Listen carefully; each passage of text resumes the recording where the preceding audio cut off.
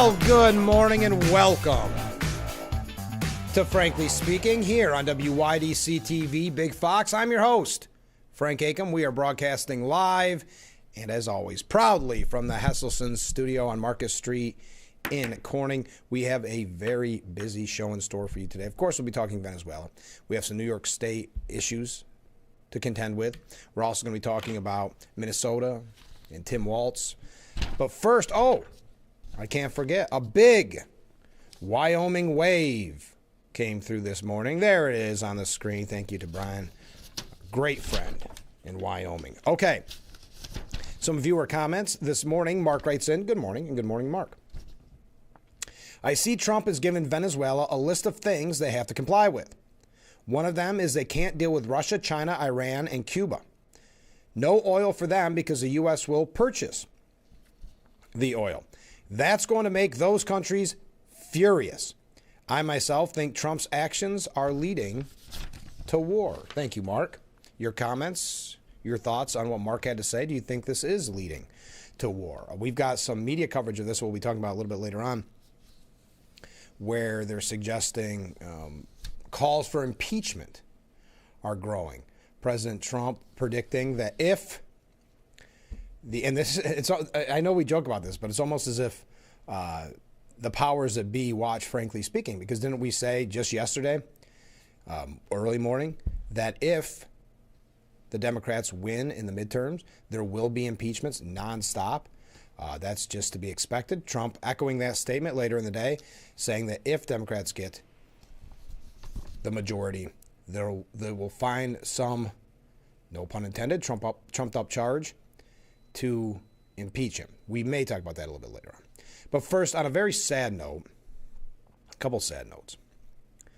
Michael Reagan, the eldest son of former President Ronald Reagan and actress Jane Wyman, died at his home on Sunday, according to his late father's foundation in a statement they released. Reagan, who was 80 years old, dedicated himself to upholding his father's legacy and his work as a conservative author and radio talk show host. I had the honor of interviewing Michael Reagan quite a few years ago, and you couldn't have talked to a nicer guy. As a matter of fact, he was so thoughtful that I did not realize the time change when we set our schedule. So I called him at something like 5 in the morning, something to that extent. And he was very understanding and still gave me the interview. Told great stories. I wish I could play the clips for you.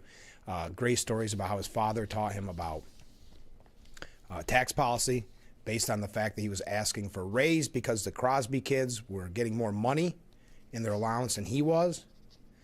And President Reagan went on to describe, at that point, probably Governor Reagan, maybe even actor Reagan, describing the tax policy and how much the government was taking from him and how much, if he wants to kind of understand it better, he could take from his allowance. It was really interesting.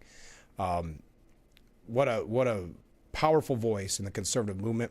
He spent his life defending and promoting the Reagan administration, which was largely devoted to scaling back the government's involvement in daily life and bringing an end to the Cold War. The Ronald Reagan Presidential Foundation wrote, Michael Reagan lived a life shaped by conviction, purpose, and an abiding devotion to President Reagan's ideals. Reagan was adopted by his parents hours after his birth in 1945 and detailed his personal complications with that in a book entitled Twice Adopted. Still, he endeavored to follow in his parents' footsteps after attending Arizona State University and Los Angeles Valley College. He tried to establish himself as an actor, but later pivoted to radio and writing. He also devoted himself to several charities, including the John Douglas French Alzheimer's Foundation, which he chaired for 3 years. As you know, President Reagan passed away with Alzheimer's back in 2004. The foundation lauded Reagan's accomplishments and cited his dad's fatherly pride in him, as described in the 1990 autobiography, An American Life. Quote, when I read his book, I had even more of a fatherly pride in Mike than I had had before. He was happy and at peace with himself, the former president wrote. The foundation described Reagan's death as a profound loss, adding that his presence, warmth, and unwavering commitment will be deeply missed at the Reagan Library and far beyond its walls. Now, multiple conservatives cited him as an inspiration, and that's one of the reasons why I was so honored to have him on the radio version of this program, because at the time it was I don't remember which anniversary, but I would try to get special guests, especially special guests in the political realm, and he agreed to do the interview for my anniversary broadcast, and you couldn't have, as I said, talked to a nicer guy. Former Wisconsin Governor Scott Walker wrote in a statement, because I think he's now president of the Young American Foundation. He said he did so much more than share stories about his father. He challenged the next generation to share the values he stood for throughout his public life. He called on them to be happy warriors in the battle to uphold the founding principles of our republic. So Michael Reagan, passing away at 80 years old. He is survived by his wife, Colleen Stearns, their two children, Cameron and Ashley, his grandchildren, and his half-siblings, Patty and Ron Reagan Jr. So sad note there. Also on a sad note, Representative Doug LaMalfa of California has passed away as well. You hate to look at a death announcement like this, but I'm going to read the headline as written by the Associated Press. Representative Doug LaMalfa of California dies, reducing GOP House control. He passed away at the age of 65, a California rice farmer who served 7 terms in the United States House and was a reliable vote for President Donald Trump. His death trims the Republican narrow margin of control of the House to 218 seats to the Democrats' 213. The congressman experienced a medical emergency Monday night and was taken to a local hospital where he died during a surgical procedure. Officials haven't disclosed the cause of death. Trump expressed his tremendous sorrow over the passing as he addressed a meeting of House Republicans on Tuesday, lamenting the loss of a lawmaker he championed as an ally for his agenda. He said the late congressman wasn't a 3 o'clock in the morning person like other lawmakers he would call in the wee hours to lobby for their votes. He voted with me 100% of the time. With Doug, I never had to call. So that's how we start the program this morning on 2 very sad notes. Okay, we do have a couple updates before we get into Venezuela.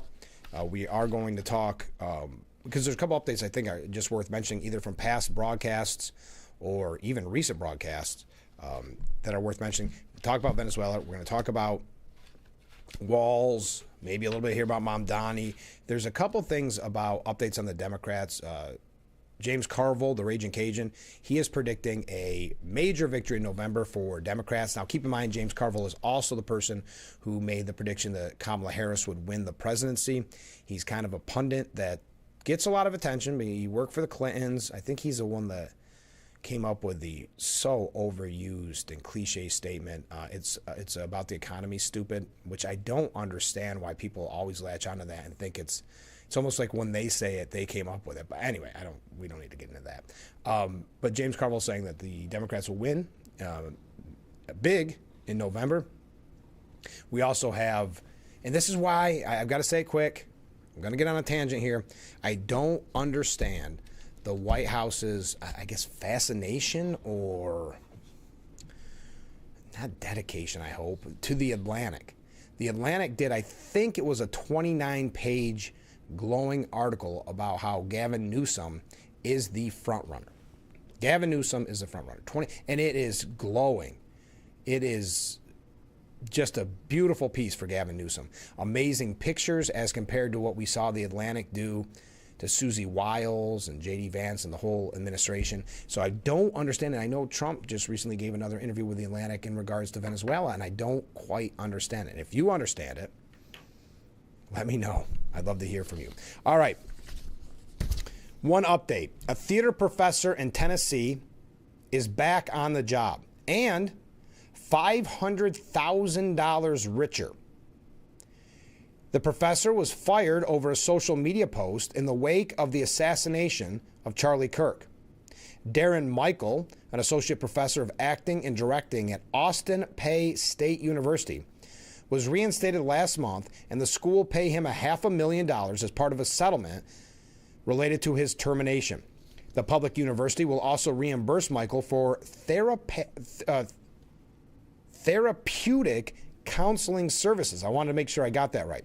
So not only is he getting $500,000, he's getting his job back, which you would think would be a little awkward. But anyway, so he's getting that and therapeutic counseling services will be paid for because it must have been so traumatic. APSU agrees to issue a statement acknowledging regret for not following the tenure termination process in connection with the dispute. The statement will be distributed via email through APSU's reasonable communications channels to faculty, staff, and students. Now, Darren Michael was fired on September 12th, 2 days after Kirk was shot and killed. He was fired for posting insensitive content on social media related to Turning Point USA and the founder, Charlie Kirk. In one Facebook post, which caught the attention of Senator Marsha Blackburn, Michael shared an article titled, "Charlie Kirk says gun deaths are unfortunately worth it to keep Second Amendment." The professor did not add any additional caption to the post.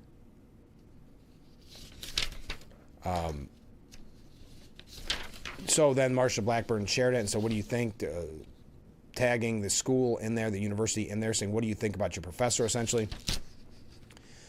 The university released a statement later that day indicating that Michael had been fired for social media comments that were insensitive, disrespectful, interpreted by many as propagating justification for unlawful death. So, give you a little inside look there at the tenure process. So not only does he post, whatever you think about the post, I'm just saying, he gets fired. They think it's not a reasonable representation of the university. He gets fired like I think you would be or I would be if something was posted offensively or if you said something offensively at work or whatever the case may be. He gets fired, but because they didn't follow the tenure process, he is now $500,000 richer, back at his job, and his therapeutic counseling services are being paid for. There's an update. We've got other updates we're going to get to. Yes, Greenland updates, of course. What's a broadcast without a Greenland update? We're also, yesterday when we were I'm not going to say kind of, we were mocking Governor Hochul, who wanted to act tough. And she said, I talked to Trump about Maduro, and I told him I didn't like it. And, she's Rambo. Remember when they shared that picture and then deleted it almost instantly of her being Rambo? She's trying to be tough. She's trying to be, just some type of power player. Well, anyway, Mamdani did the same thing, I believe, after this broadcast, or at least it didn't come across my desk during the broadcast. So they're saying, and I think it's a good point, Hochul and Mamdani are trying to outdo each other or trying to show who is the toughest talker to President Trump. Do you think President Trump loses 1 second of sleep over either those phone calls, if they even happen? Now there's questions about Mamdani. He said he was briefed on the situation. He does not have security clearance, so there's a lot of moving pieces there as well. We'll talk about it. We got a lot to get to. We're just getting warmed up, just getting started on this rainy morning. Thank you for joining us. Keep those waves, keep those comments coming in, and we will be right back after this. Some people who need Social Security disability benefits go to their hearing alone and get turned down. Not every lawyer will appeal a denial after your hearing. I will. I'm Peter Gorton of Lockman & Gorton. I help people win benefits by appealing their denials, including in federal court. But your time to appeal is limited, so call my office now. Lockman & Gorton, 1-800-698-0567. When you're running, don't forget to visit our Facebook page at Big Fox News. Catch up on news from the Twin Tiers. Vote on the daily question and hear about local events. All on Facebook.com/Big Fox News. You lather, rinse, moisturize, repeat, and repeat. But it never feels like enough. It's not your products. It's your water. Hard water leaves a mineral residue that clogs pores and dries out hair. Culligan water softeners remove damaging minerals, revitalizing brittle hair and dry skin. Upgrade your shower and skincare routine with Culligan, water you love. You want free internet? Forever? You got it. Really. We mean it. Spectrum is offering free fiber-powered internet forever. Want it? Just call this number and switch 4 mobile lines to Spectrum for a lifetime of internet you never pay for. It's not a trial. It's an unprecedented offer. So we'll say it again. Free fiber-powered internet forever. Have you called yet? because your internet is forever. But this ad ends now. Here's the deal. We gotta set ourselves up. Retirement is the long game. We can't play about our future or our finances. Let's put ourselves in the right position.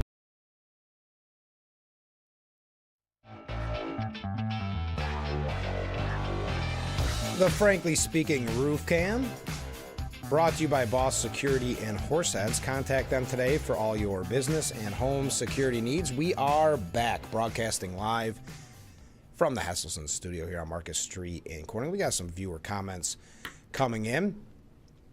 This viewer says, frankly, it's being reported that approximately 39% of properties are tax exempt in the city of Elmira. And of course, that is a major issue right now with that tax increase. And I know there's been some press conferences, essentially protests. They want a 12% property tax increase. So this viewer writes in, why so many, and what do most of these properties consist of? That's a great question. So the 39% of properties that are tax exempt, that would be like your churches, because remember, it's just based on properties. So churches, schools, maybe schools, hospitals, various organizations like that. That's the way I understand it from what I got from reporting here from our news team in regards to the press conference yesterday. So that's where that number comes from. So they're talking about overall property. It's kind of an interesting statistic.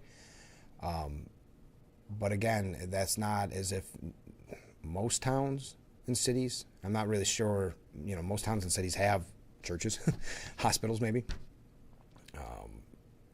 charitable organizations, those type of things that are tax exempt. So I'm not really sure how that, I guess maybe 39% is a high amount. I'm not sure how that plays in. But I appreciate the question. Ken writes in, the first response to the passing of the Republican congressman by the legacy media is that the Democrat to Republican margin just got narrower. That tells you everything you need to know about where the Democrat hive mind is, which wasn't condolences for the loss. Ken, you're exactly spot on as always. I should have reiterated that more when I read the headline. I meant to go on a little more of a tangent there, but it's kind of tough to go back to back with such sad news with Michael Reagan. But you're right. That the headline was literally, did I throw it out already? The headline from the Associated Press, Representative Doug LaMalfa of California dies, reducing the GOP House control. And that's what the focus of this piece is. It's almost, I'm not gonna use the term celebration, but there is definitely an overemphasis on the, quote, shrinking of the GOP House control. So I agree with you, Ken. It shows you exactly, if nothing else, not even the Democrat hive, I get that, but the media, it goes again to prove that they're a part of that, as you know, Democrat hive mind mentality, where their first thoughts is, how does this benefit Democrats? It's just like when you see any kind of news piece, how does this benefit Democrats? It's why Tim Walz and that fraud and that scandal and that corruption wasn't reported on by the media until their hand was forced, much like the Hunter laptop story. When their hand is finally forced, they have to report on it, and then they have to go back and put a lot of clarification because their viewers or readers or whoever did not know the information because they never reported on it. They do not want to put in the media, because they are one and the same as the Democrat Party, they do not want to put out anything that will be harmful to Democrats. But boy, if they could do anything harmful to Republicans, it's a free-for-all. And we're going to talk about that here in just a second, because there's a lot of examples of that. First, as an update from yesterday, we had reported to you yesterday, and it was an exact quote from Schumer, that there was no appetite, if you will, for another government shutdown, because there is a potential for a government shutdown at the end of the month, January 30th, when that deadline hits. And he said there's no appetite. No, we don't want it. We think everything's going good. Yet later in the day, on CNN's The Lead, Senate Minority Leader Chuck Schumer responded to a question on if he'll rule out another government shutdown based on Obamacare subsidies.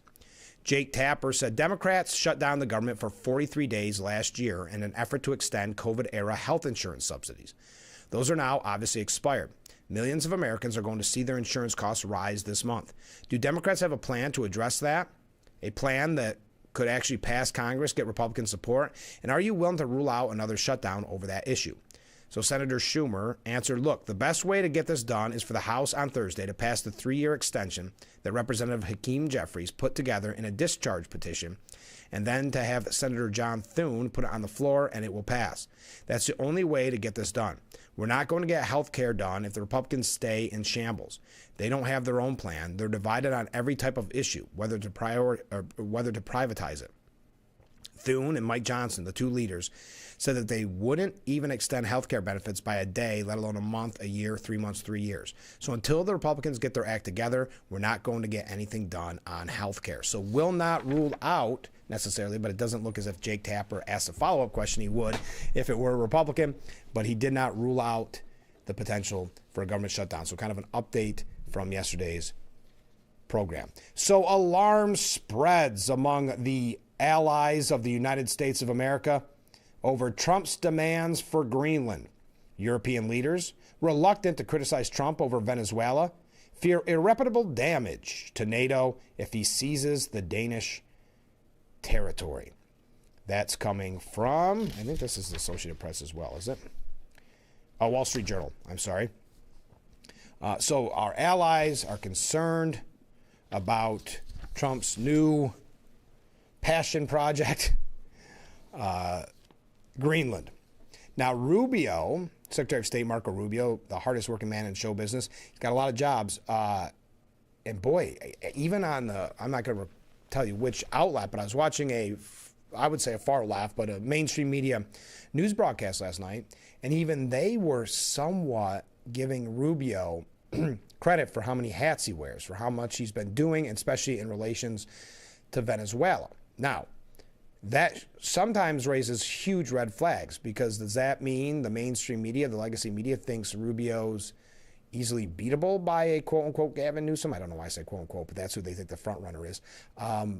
Is that why? I'm not trying to demean Marco Rubio. He's doing a great job, and I think we said it on Monday's broadcast that really he hit it out of the park at that press conference and in the interviews afterwards on Sunday. So it's not that. It always makes me concerned when someone that doesn't want, or an organization like those in the mainstream media, that they do not want a Republican to ever win again, starts to tell you how Republicans can win, or wow, this Republican's really good. Again, not a criticism of Marco Rubio. It just makes me take a step back, right? Because you do not see positive. I will say the piece did say something to the extent of whatever you think of his policies, he's been doing a good job, that kind of thing. So kind of interesting there. But Marco Rubio tells lawmakers that Trump aims to buy Greenland and downplayed any military action. Rubio's statement, which were made yesterday during a closed briefing, came as the White House has been offering increasingly belligerent statements about controlling the island. And how good is Trump at this? Because he takes the media on a wild goose chase. He says things that they are going to present as 100% factual. Oh, he said this. He wants to take over using military force Greenland. Even Marco Rubio said on Sunday, I mean, it's like 30,000 people. No one's going to fight this. Maybe it was Stephen Miller. There's not going to be military involved. But when Trump says certain things, he knows it. It riles up the media, and then that's what they focus on. But Rubio told lawmakers that recent administration threats against Greenland didn't signal an imminent invasion, and that the goal is to buy the island from Denmark. This is White House Press Secretary Karen Leavitt. Quote, President Trump has made it well known that acquiring Greenland is a national security priority of the United States, and it's vital to deter our adversaries in the Arctic region. The president and his team are discussing a range of options to pursue this important foreign policy goal. And of course, utilizing the U.S. military is always an option at the commander-in-chief's disposal. But again, Rubio's comments were to lawmakers, kind of, if you will, off the record. So there's not exact clear quotes here. It's unclear if Rubio sought to ease lawmakers' minds, but the Trump administration has long signaled it sought to persuade Denmark to hand over control of Greenland. Lindsey Graham, a staunch Trump congressional ally, said that the administration is doing about Greenland is all about negotiation. We need to have the legal control and the legal protections to justify building the place up and putting our people on the ground. Now, Stephen Miller was on CNN yesterday, and he said Greenland should be a part of the United States. This was on Monday, so this is the one that we quoted, but I think it's worth mentioning. My apologies. I thought this was from yesterday. This is the one that we already quoted. But he said it wouldn't be military action against Greenland. Greenland has a population of 30,000 people. The real question is, what right does Denmark assert control over Greenland? What is the basis of their territorial claim? What is their basis of having Greenland as a colony of Denmark? The United States is the power of NATO for the United States to secure the Arctic region. To protect and defend NATO and NATO interests, obviously, Greenland should be part of the United States, and so that's a conversation that we're going to have as a country. That's a process we're going to have as a community of nations. Now, I know I'm running late. Well, one last comment, and then we've got two media things on this that are worth mentioning. On CNN's The Lead yesterday, Representative Don Bacon, he is a Republican. Keep that in mind. He said, I hope Republicans stand up against this universally oppose and give the feedback to the president, because this is appalling. Greenland is a NATO ally. We have a base on Greenland. We could put 4 or 5 bases on Greenland. They wouldn't mind that they would make agreements with us on mining. Denmark is one of our friends. They had more people per capita die in Afghanistan and Iraq fighting for us, and our Americans can't stand it. So they're a proven ally. So the way we're treating them is really demeaning, and it has no upside. I would also say it's making our NATO allies angry. It's creating disgust, and there is no upside to it. And we're not going to acquire Greenland. I know most of those people in Greenland want to remain independent. Greenland, with Denmark providing, some protection. And they count on us for NATO allies. We have bases there. We could build on that. So this is one of the silliest things I've heard come out of that White House this year. And it's unacceptable. And I hope other Republicans line up behind me and make it clear to the White House that is wrong. So again, that is Republican Representative Don Bacon. No doubt why he would receive an invitation to CNN's The Lead with a statement like that. Your thoughts? Stay with us. Running late.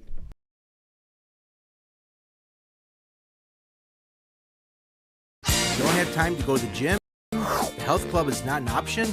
Come to Hesselson today and see why swim spas and fitness systems can fit into anyone's yard and budget. 12-foot, 14-foot, 15-foot, 18-foot dual temperature hot tubs and swim spas are all on display in Hesselson's indoor and outdoor showroom. Try before you buy. 0% interest-free financing options are available on every Hesselson swim spa. Swim and exercise year-round and start making every day better. After 70 years, it's still fun to poke in the corners at Hesselson's. The state is putting nearly $60 million towards improving key roadways across the southern tier. Many older homes are still at risk for exposing residents to high levels of lead. The Nani Hood Parent Resource Center once again brought the community together for its annual Halloween parade. Around the southern tier, Finger Lake stands out for its scenery and wine scene. This year's dry drought brought some positives to the crop. Lee Com Center is looking for fans to show up and show out.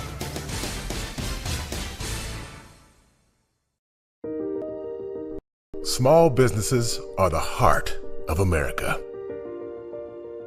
Like you, these entrepreneurs started out with a dream and the drive to build a better life. If you have a small business idea to grow or challenge to face, you don't have to go it alone.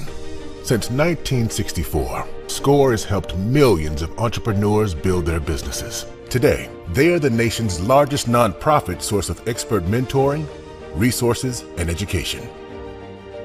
Whether you're starting out, building back, or have worked at it for years, SCORE will match you with specialized mentors.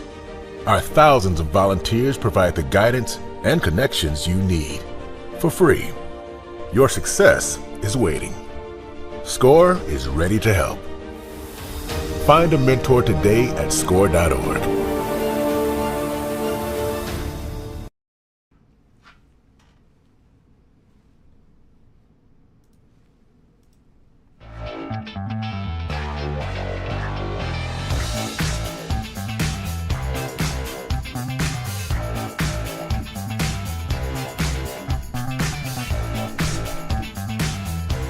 The Frankly Speaking Roof Cam, brought to you by Boss Security in Horseheads. Contact them today for all your business and home security needs. We are back, broadcasting live from the Hesselson studio here on Market Street in Corning. Sorry, messing with my levels. So why Trump wants to take Greenland, said Stephen Collinson at CNN. America's next conquest might become Trumpland. President Donald Trump is looking for a new acquisition for his 21st century empire building project after removing the head of Venezuela's hateful regime. It's an interesting way of wording that. Venezuela's hateful regime. Now, he goes to the history of talking about Greenland, but I guess he says this is hardly a surprise, since the administration, flush with hubris after its Venezuela win, now claims the entire Western Hemisphere is Trump's domain. So I guess what this boils down to is, because I don't want to go too far into this, because it's about an 8-page piece. But basically, he says that Trump wants to do it because he thinks he can do it. That the idea is he can flex his muscles. But such temperance isn't in vogue in a White House that is only becoming more belligerent after its humiliation of Venezuela. Humiliation of Venezuela is a weird way of wording that too, isn't it? A little bit. Now, Rich Lowry on our last thing on Greenland, and feel free to weigh in on Greenland at any point. But Rich Lowry says China, Russia, and Iran had to be alarmed by the display of U.S. power in the Venezuela incursion, but so did Denmark. In the aftermath of the snatch and grab of Nicolas Maduro, President Donald Trump spoke to the Atlantic, why I don't know the Atlantic, but about his other foreign policy priorities. We do need Greenland, absolutely. It might have been easy not too long ago to dismiss this as bluster. Not anymore. Not after the successful strikes on the Iran nuclear program and the Venezuelan operation. We've gone from Trump always chickens out. Remember when so many wanted to say that? We had viewers mention it on this program. Taco, they were saying Trump always chickens out when he was backing off his Liberation Day tariffs to, quote, dismiss Trump's threats at your own peril. Trump doesn't do everything he says, but almost everything he does do, he talks about openly beforehand. In this respect, enemies of the United States can never complain that they weren't warned, and perhaps allies too. Denmark controls Greenland as a semi-autonomous territory. It colonized the sparsely populated island several hundred years ago. Mostly within the Arctic Circle, Greenland is not desirable real estate by any typical metric, but it has outsized strategic significance.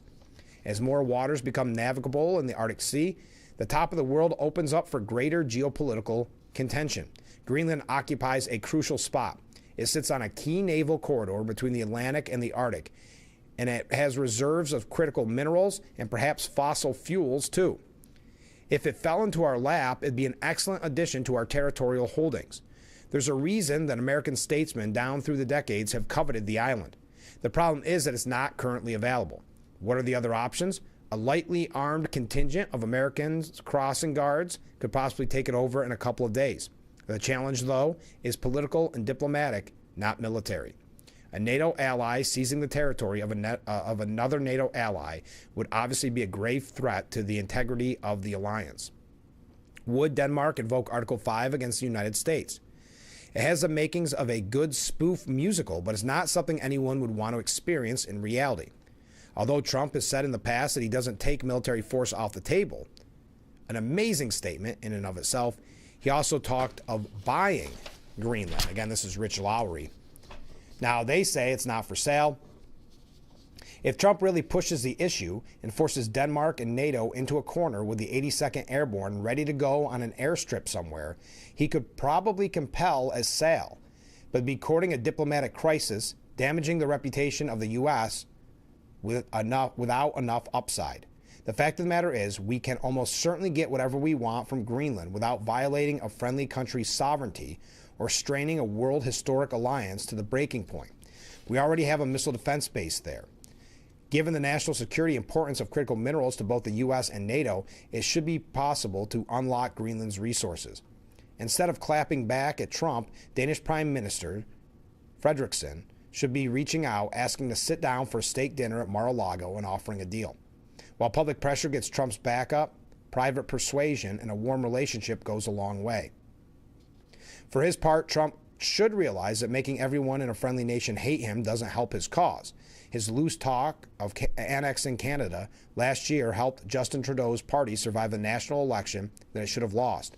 His Greenland saber rattling is presumably making it harder for leaders in Denmark to work with him on sensible economic and security cooperation. If Nicolas Maduro got what he deserved, Denmark is a different matter. Even the unsentimental, results-oriented foreign policy of Donald Trump needs to distinguish between friend and foe. I read that to get your thoughts on it. I know we talked a little bit too much about Greenland this morning. When we come back, Iran, Venezuela, Minnesota, New York. We've got a lot to cover. Keep those waves, keep those comments coming in, and we will be right back.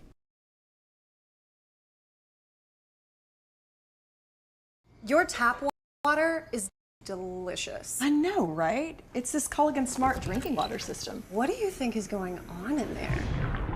I'm smelling a touch of chlorine. Yeah, I'm detecting some PFAS. I'm also getting notes of lead.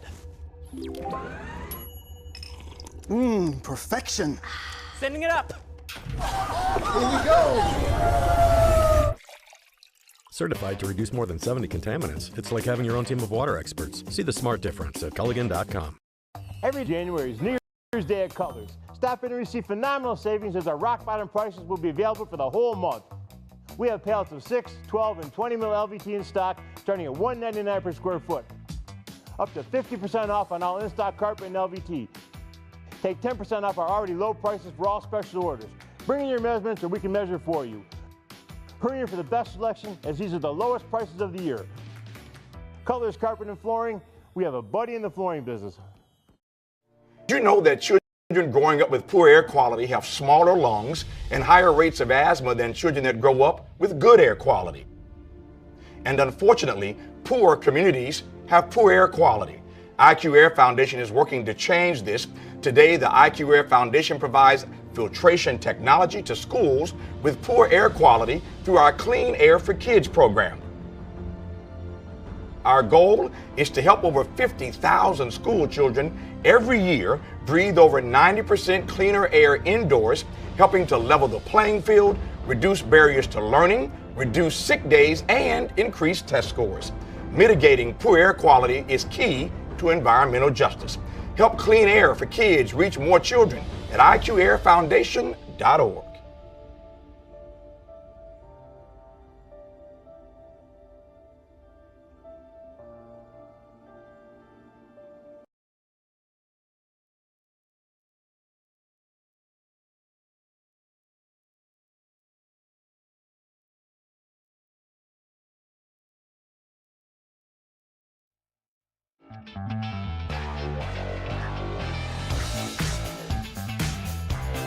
The Frankly Speaking Roof Cam, brought to you by Boss Security in Horseheads.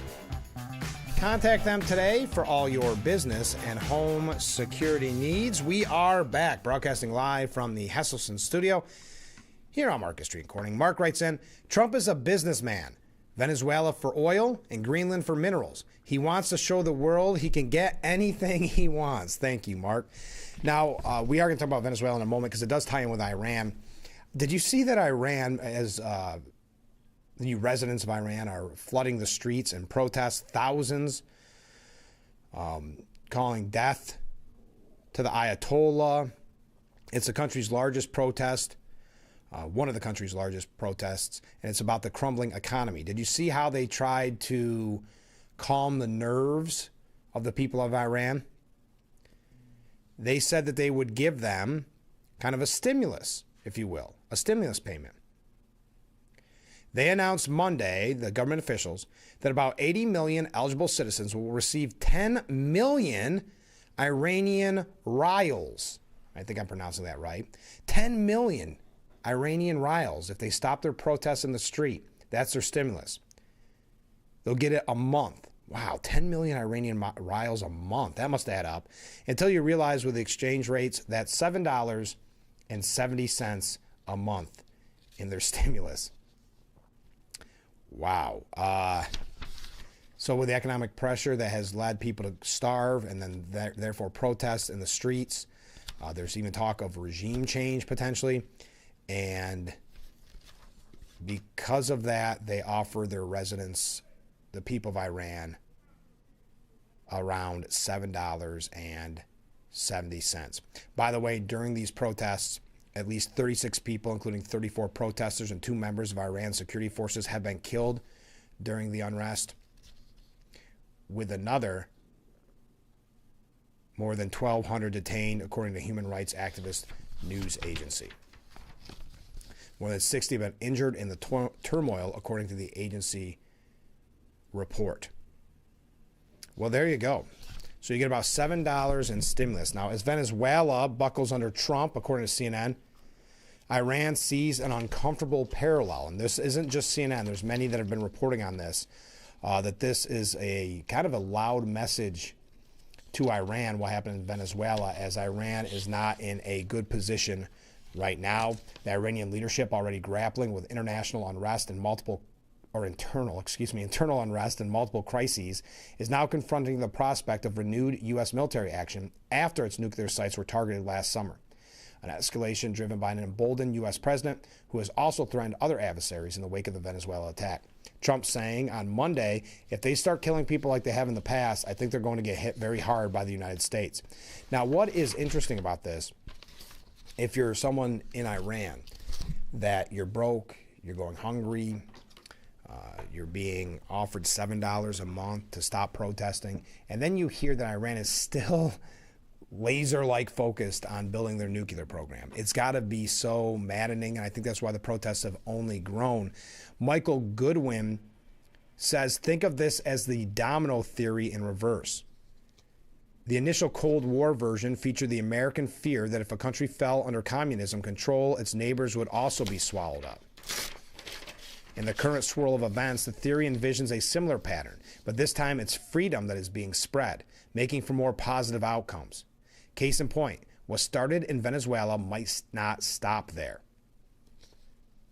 As significant as Maduro's exit was, an even bigger geopolitical bombshell is on standby in Tehran, and we know Iran has been struggling. They have become one of the weaker links in that kind of axis of evil of Russia, China, and we used to say Iran. Iran tried to show that use of power. That was embarrassing, what they projected, and then of course we took out their nuclear program.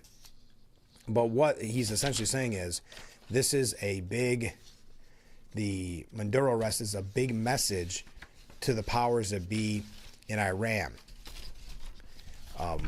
Mark Dubowitz says Iran's brave protesters are fighting for freedom, and Trump needs to help them.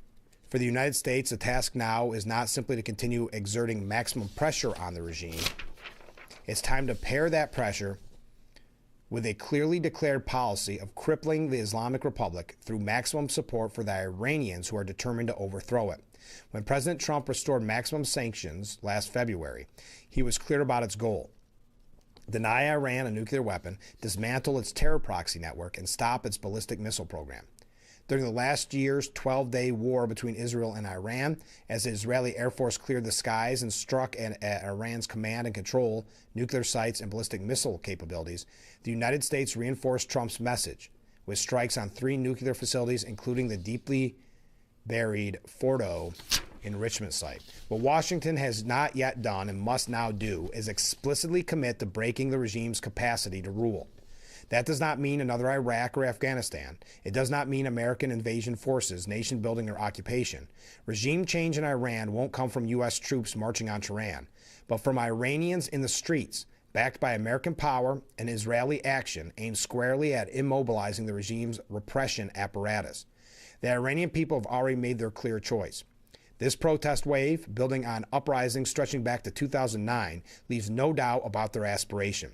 Nor is there any doubt where Trump stands. He has warned Iran's leaders that the United States remains locked and loaded if the regime again resorts to mass slaughter. But courage alone cannot defeat a heavily armed dictatorship. The regime has the guns. The protesters largely do not. And the dictators are already killing, imprisoning, and torturing Iranians. Left unaided, bravery will be crushed by bullets, prison, and torture chambers. This is where declared U.S. policy, executed with Israel can be decisive. Through maximum support, Washington should openly back Israeli kinetic and covert operations by using American cyber and intelligence capabilities to degrade the regime's repression apparatus. The Islamic Revolutionary Guard Corps, internal security forces, intelligence services, and command and control systems that keep the Ayatollahs in power. The objective is to neutralize the machinery of repression, leveling the battlefield for unarmed civilians facing an armed regime. At the same time, the U.S. should surge non-kinetic support by enabling secure communications, funding labor strikes, and helping protesters organize and sustain momentum. Cyber operations can disrupt regime coordination. Psychological pressure and digital influence campaigns can fracture elite loyalty. Incentives can encourage defections. Regime support networks at home and abroad can be dismantled. Secure communications for protesters are critical. If Iranians can't communicate, they can't mobilize. Opposition now spans Iranian society. Labor unions are staging strikes reminiscent of Poland's Solidarity movement. The merchant class has joined in. Iranian women remain at the forefront, defying coercive dress codes and reigniting the spirit of 2022-2023 Women Life Freedom protest movements. Maximum support, American support, can prevent these movements from being crushed by fear, fatigue, and violence. That's why the U.S. must also look to the days and weeks ahead. Key moments on the Iranian calendar, most notably Bahman, January 21st through February 19th, the politically charged month that marks the collapse of the Shah's regime and the establishment of the Islamic Republic, and Nowruz, the Persian New Year, on March 20th. Give Washington opportunities to amplify protest messaging and coordinate information campaigns. The United States should also intensify diplomatic and economic pressure. Opportunities like this come once in a generation.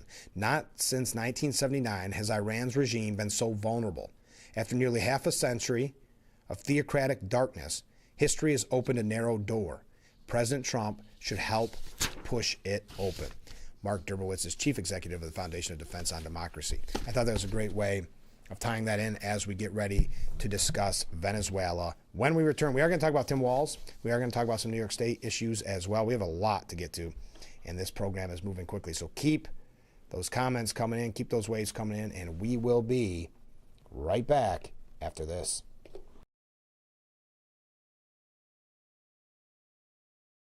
Don't forget to visit our Facebook page at Big Fox News. Watch news from the Twin Tiers and catch local events on Facebook.com/Big Fox News. Give kids time. Just 5 minutes a day. Ask them how they're feeling. And listen.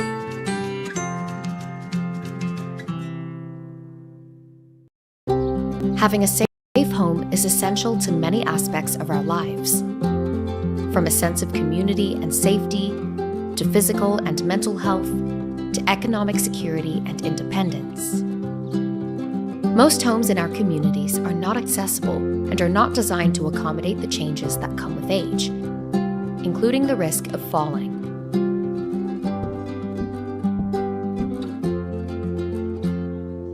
The Older Adults Home Modification Program helps reduce the risk of falls, improves safety, and increases accessibility and independence.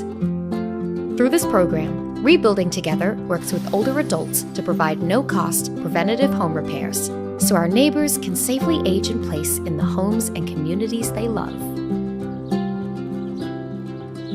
To learn more, visit rebuildingtogether.org/safeathome.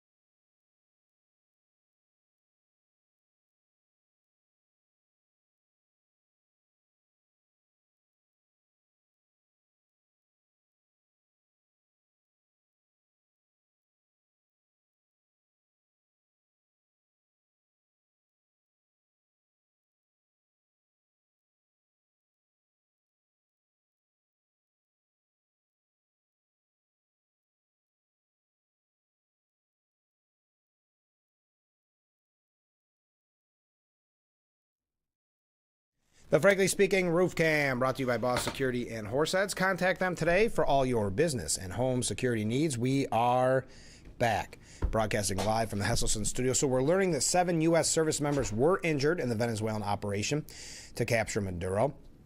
5 service members already have returned to duty, and 2 are still recovering from the operation. The officials said they are receiving excellent medical care and are well on their way to recovery. The fact that this extremely complex and grueling mission was successfully executed with so few injuries is a testament to the expertise of our joint warriors. So that's just a quick update. Officials said Tuesday that 24 Venezuelan security officers were killed during the raid, along with 32 Cuban military and police officers who were responsible for guarding Maduro. Wow. Now, we learned yesterday that kind of these pro-Maduro motorcycle thugs are roaming the streets looking for anyone that is, I guess you would say, pro-Trump, MAGA, had anything to do with a kind of a dislike of Maduro. So gangs of armed pro-regime militants on motorbikes have taken over the streets of Caracas, hunting down Venezuelans who support the capture of Maduro. Boy, I've got to say, I'm guessing this is not a fair and just trial that these people are getting. How many innocent people who may not have any interest in Trump will be caught up in this with the masked thugs? They're holding Russian automatic weapons, brought rush hour traffic to a grinding halt in the Venezuelan capital, stopping drivers at checkpoints and demanding to search their phones and cars. The troubled circumstances have residents on the edge over what will happen next. Some, depending on what outlet you go to, some in the media are trying to present this as the beginning of a civil war. A veteran or a Venezuelan journalist said some fellow reporters are in hiding for fear of their arrest and the documented torture that happens in Caracas prisons. One used to work in media, now they don't, for fear of the regime, said the journalist. So that's what you're kind of dealing with the on the ground right now. We're going to tell you a little bit about what Trump had to say. I know I have to take a quick break already. And what some in the media, some of the pundits are saying about Trump. Get your comments in. I love this this headline from the Post. Mom Donnie and Hochul compete over whose pretend conversation with Trump was tougher.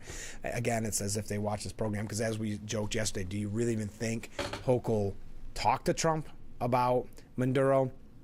We'll tell you about that as well. That's probably how we'll kick off hour number 2. So get your last second comments in for hour number 1, and we will be right back with Frankly Speaking after this.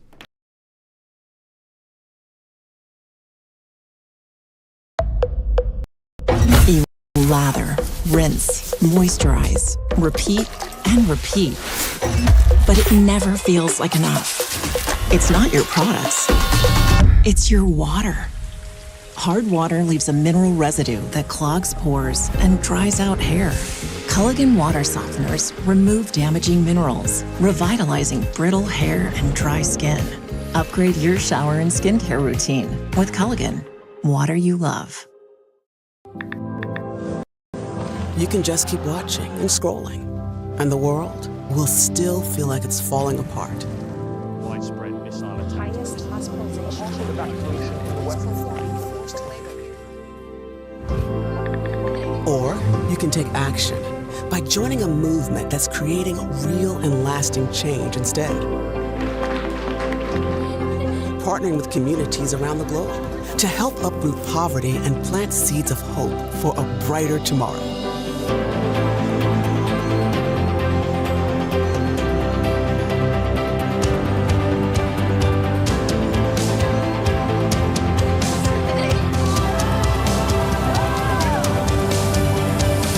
Because at World Vision, we believe that no situation is hopeless.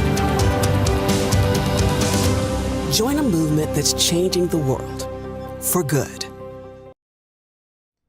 The Frankly Speaking Roof Cam, brought to you by Boss Security and Horseheads. Contact them today for all your business and home security needs. We are back, broadcasting live from the Hesselson studio, nearly wrapping up today's edition. Now, Trump said yesterday that Venezuela's government is cooperating with his efforts. He gave an interview with NBC saying that the Venezuelan government, quote, "I don't get the sense that they're cooperating." What? I don't get the sense that they're I do get the sense that they're cooperating. Sorry, sometimes I think it's AI where there's these typos in these pieces. I do get the sense that they're cooperating. We have to nurse the country back to health.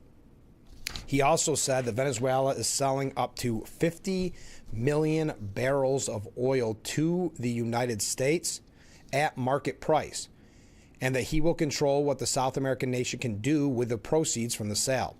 Saying on Truth Social yesterday, I'm pleased to announce that the interim authorities in Venezuela will be turning over between 30 and 50 million barrels of high-quality sanctioned oil to the United States of America. This oil will be sold at its market price, and that money will be controlled by me as President of the United States of America to ensure it's used to benefit the people of Venezuela and the United States. I have asked Energy Secretary Chris Wright to execute the plan immediately. Trump said the oil will be brought directly to the U.S. docks via storage ships. The president also said that he thinks American firms could get Venezuelan oil fields up and running within 18 months. I think we can do it in less time than that, but it'll be a lot of money, a tremendous amount of money that will have to be spent, and the oil companies will spend it, and then they'll get reimbursed by us or through that revenue. So 30 to 50 million barrels of oil.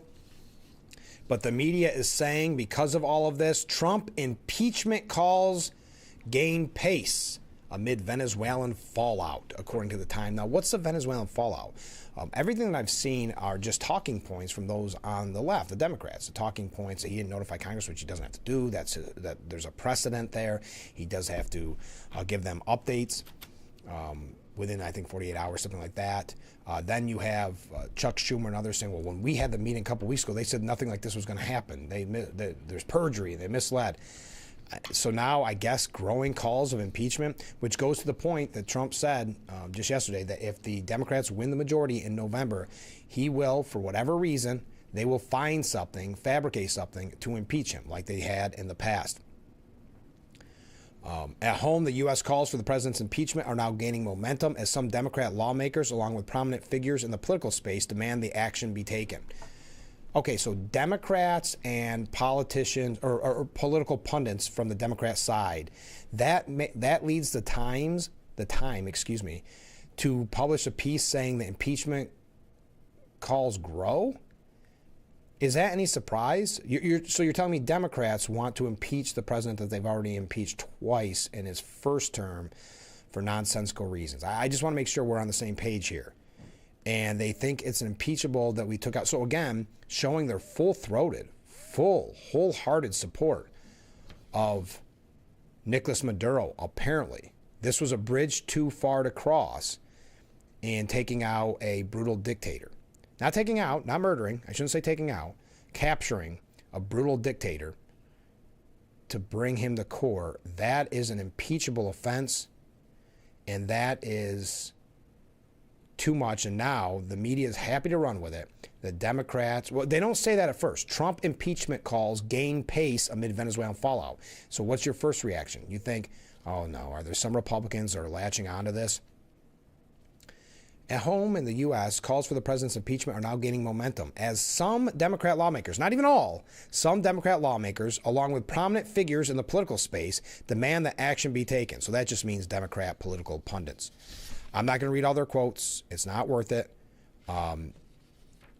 They even go down to state-level politicians, not just House, not just the Senate. Maxine Waters, kind of the normal list of characters. But that was a piece that the Time felt was necessary to report. So thank you for that breaking news from Time that some Democrats want to impeach Trump over X, Y, or Z. This time it happened to Venezuela. I'm sure there's already been calls for impeachment about other nonsensical things. That's where we're at. That's how we kick off hour number 2. When we return, stay with us. This is Frankly Speaking.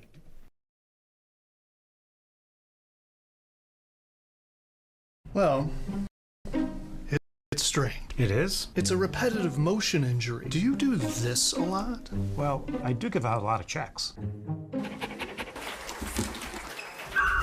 Now, what about this pain in my back? Tender, huh? Do you play any contact sports? Thank you. Wow! That explains it. Stick to friendly nods for the next couple of weeks. What better start or end every day than relaxing in your very own Hesselson's hot tub? Massage therapy, relaxation, stress reliever, pain management, soothing muscles, or just spending time with a loved one. Hot water therapy really does make every day better. Hesselson's has been a part of this great community for over 70 years, still being locally owned and operated. So make the drive to Hesselson's and start making your path to a better life today. And after 70 years, it's still fun to poke in the corners at Hesselson's.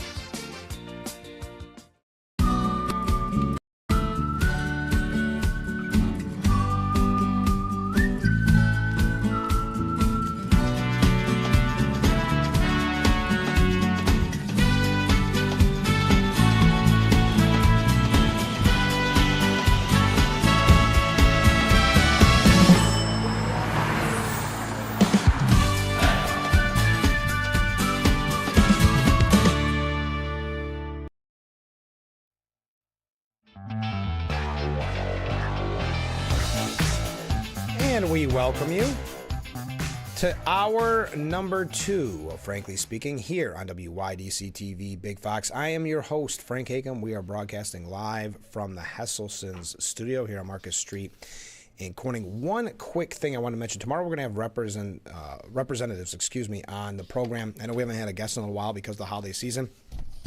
So we look forward to this. We're going to learn all about the St. Baldrick's Green Out coming up this Friday. It's Corning Hawks versus Horseheads Blue Raiders. You see all the information there, and it goes to benefit St. Baldrick's Foundation. They're suggesting if you go to the game, wear your green, bring your team spirit, and join them for an unforgettable night of basketball and community giving. So we'll hear all about that on tomorrow's broadcast. We have some other guests in the works now that kind of the holiday season has settled down. We'll be talking with re-elected chair of the Steuben County Legislature, Kelly Fitzpatrick, will be joining us next week, I think it is. I think next week. We also have, I've got to reach out to, I know Phil's on next Friday, Assemblyman Phil Palmisano. Fridays with Phil returns in the new year. We'll reach out to, of course, fan favorites, Sheriff Allard, and former Congressman and current Assemblyman Joe Semplinsky very soon. We were talking about Venezuela, and apparently the media believes that the impeachment calls grow, even though we learned about paragraph 5 that the only people calling for are Democrats. Yesterday, how many people watched it? The up-and-coming star, senatorial candidate, the quotable Jasmine Crockett was on The View yesterday. There's no doubt why they had her on January 6th, so she could make some type of connection and attack Trump. That's really her shtick. Representative Jasmine Crockett was on The View, and she said, "As we sit here on January 6th, I do want to be clear. Somebody else was trying to be a Maduro of the United States. Somebody else wanted to do the exact same thing. The difference is Maduro was successful. I also want to point out that we now in the state of Texas and around the country are enduring this ridiculous redistricting scheme. Again, because Trump doesn't really believe in free and fair elections." She made comparisons earlier in their conversation as she argued that the president didn't carry out the strikes in Venezuela because he cares about the people there, saying, quote, "This ain't about Venezuelans. I get that there are people that don't like the leader, but guess what? There are a lot of people that don't like our leader. And regardless, somebody coming into the United States and grabbing our leader in the middle of the night and killing people in this country, I'm sure everybody would be outraged at them doing it that way." So yes, you understand this right. Jasmine Crockett comparing Donald Trump, the president of the United States, to a ruthless dictator in Venezuela, that she sees no difference. There's something here you could talk about it being Democrats and younger people can't put anything into perspective. They're the most important people in the world. We know she has kind of an ego on her. We heard from that Atlantic piece. So she is the most important person in the world. So if she is upset with Trump, everybody's upset with Trump. And it's not a bridge too far for her just because her party has compared Trump to Hitler for almost a decade now. It's not a bridge too far. She knows that this is going to be very quotable, that she knows in her circle and in her Democrat friends, this is going to get a lot of money for her Senate campaign. She's going to be able to fundraise off of this when she compares Donald Trump to ruthless dictator Nicolas Maduro. It should not come as a surprise. I know for many of you it doesn't, but this is the brilliance and the philosophical mind, if you will, of Jasmine Crockett. Crockett argued during the View that the strikes and capturing of Maduro was illegal due to the lack of congressional approval. Quote, the biggest problem that I have is that it was illegal. Everything that this administration does is illegal. And so I don't know how you take the moral high ground when you are actually executing something in an unconstitutional way in the first place. And so if you have what you needed, which he truly believes that, I guess then you just would have went to Congress and gotten us involved. But instead we're hearing leaks and reports he talked to oil folk, but he didn't talk to Congress. Let me ask, and be serious here, even if you don't like Trump, if he would have went to Congress and talked about this, is there any way that it would have been a successful mission? Would it have been any way that that a few of our military were injured? Or do you think it would have led to a death toll? Because do you believe someone like Jasmine Crockett, who compared Trump to Nicolas Maduro, saying essentially he's a Maduro of the United States, do you think she would have kept that intel secret if he went to Congress? Just a pure question, I think worth asking. Now, if you recall, Marco Rubio, we mentioned this yesterday, he rejected the argument that they needed congressional approval, saying this was not an action that required congressional approval. In fact, it couldn't require congressional approval because this was not an invasion. This is not an extended military operation. This is a very precise operation that involved a couple of hours of action. It was a very delicate operation, too. It was one that required all these conditions to be in place at the right time in the right place. So again, Trump is a Maduro of the United States, just like some people in Venezuela don't like Maduro. A lot of people here don't like Trump, so I don't know what kind of veiled threat she was making there. Now, Crockett announced last year that she would pursue the Democratic nomination for the U.S. Senate race in Texas. Given Texas hasn't elected a Democrat to a statewide office in decades, and Trump carried the state handily in 2024, her candidacy is considered a long shot. But by going on The View saying outrageous, frankly offensive things like that, she knows will be a great fundraiser for her from the far left in the Democrat Party. Now, Nancy Pelosi's heir apparent, the person that is running to be her successor, California State Senator Scott Wiener, I guess was how you would say it, seen as a likely successor to Nancy Pelosi, said that this was a lawless coup and urges impeachment. And then, why not, for good measure, to again fundraise, to get support in that radical left district, slams Netanyahu. He accused Trump of carrying out the coup. He frequently has drawn national attention for his progressive positions, including his legislation signed by Governor Newsom designating California as a refugee for transgender children, and remarks at a San Francisco Pride Month event referring to California's children as our kids. In a lengthy public statement following Trump's arrest of Maduro, Wiener said the move shows the president only cares about enriching his public donors and cares nothing for the human or economic cost of conquering another country. This lawless coup is an invasion for China. There's an invitation for China to invade Taiwan, for Russia to escalate its conquest in Ukraine, and for Netanyahu to expand the destruction of Gaza and annex the West Bank. Now, Mamdani, speaking of radical left, Mamdani, the new mayor of New York City, the openly socialist mayor of New York City, and had said that he was briefed on Maduro's capture. Then, later, had to admit that he has no federal security clearance. Over the weekend, Mamdani released a statement saying, "I was briefed this morning on the U.S. military capture of Venezuelan President Nicolas Maduro and his wife, as well as their planned imprisonment in federal custody here in New York City." However, when asked directly about his federal security clearance during a press briefing, Mamdani said he has no clearance. "You don't have federal security clearance yet, and has anyone from a federal agency reached out to you or members of your team to begin the vetting to get federal security clearance?"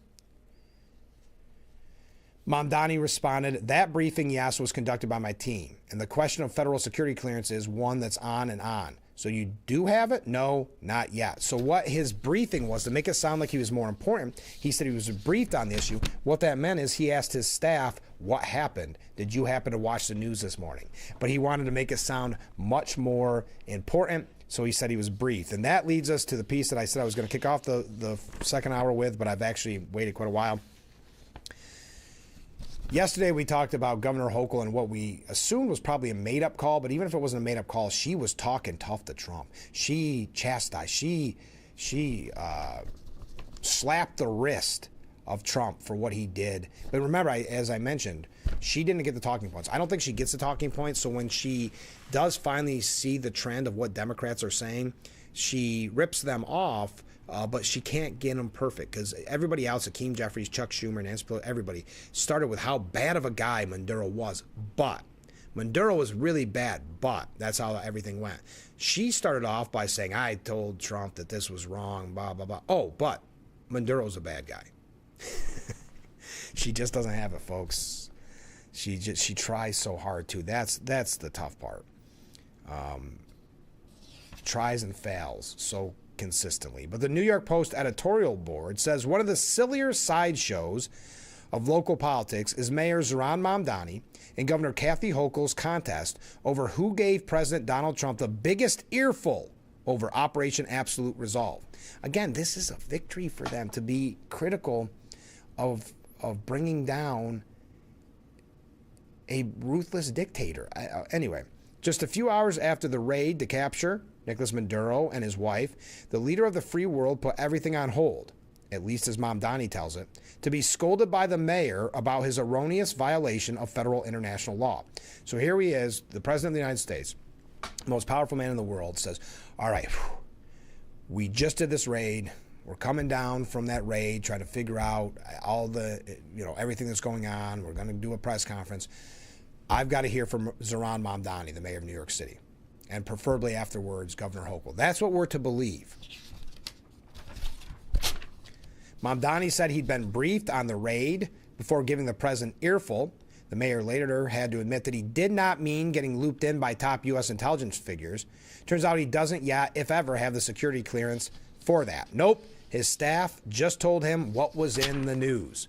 But just because nobody in Washington called him doesn't mean he couldn't call the president. Quote, I called the president and spoke with him directly to register my opposition to this act and to make clear that it was an opposition based on being opposed. I registered my opposition, I made it clear, and we left it at that. Left it at that, huh? You have to wonder, Trump doesn't strike us as a guy who'd sit in abashed silence while being lectured to by a boy wonder about federal international law, whatever that is. What is federal international law? What a great point. Maybe he just wasn't listening, assuming the conversation actually happened. And that's the big thing. I don't believe either happened with Mamdani or Hochul, but I'll continue. Funnier still, Hochul felt compelled to get in the game because that's normally what she does. She's always playing catch up. She sees somebody else do it and she tries to copy it and doesn't even do it as good as the copy. Or as the person who originally did it. The copy is always embarrassingly bad. So she sees someone do it and she tries to piggyback off it. It's the same thing why she was taking credit yesterday for the No Kings rally. At the same time, it's this sad, pathetic want to be a power broker, a mover and a shaker. But I'll continue. On Monday, she too said she had spoken to Trump. Man, Trump must have been busy talking to New York politicians. At a presser, Hochul recalled bugging Trump about congestion pricing, the Gateway Tunnel project, and the redevelopment of Penn Station. But when pressed about how the president responded, it suddenly grew vague. Quote, I just kind of talked about Venezuela and all kinds of things. These things are kind of surreal, but I just said I disagree. This has got to go to Congress. You've got to get authority. So what a week for the President of the United States with lectures about federal international law, whatever that is, from a committed socialist mayor, and the separation of powers from an always split the difference governor. And to hear them tell it, Donald Trump was rendered speechless both times, which definitely fits the narrative, definitely fits the idea of what we know about Trump. Two quick things here, and I know I got to take a break. Trump unleashes the Dunroe Doctrine. They're calling it Donroe Doctrine, and puts socialism on notice worldwide. And AMB, Gordon Sondland, says Trump showed strength in Venezuela. Just finish the job. Maduro is gone. Now America must finish the job. Deny Russia and China a strategic foothold. Ensure Venezuela's oil fuels freedom rather than repression. And help 30 million people reclaim normal lives. The world is watching. Our adversaries are watching.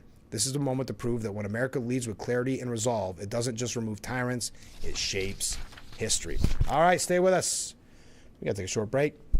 Moving on to Tim Walz, a couple of New York updates as well. So we will be right back after this.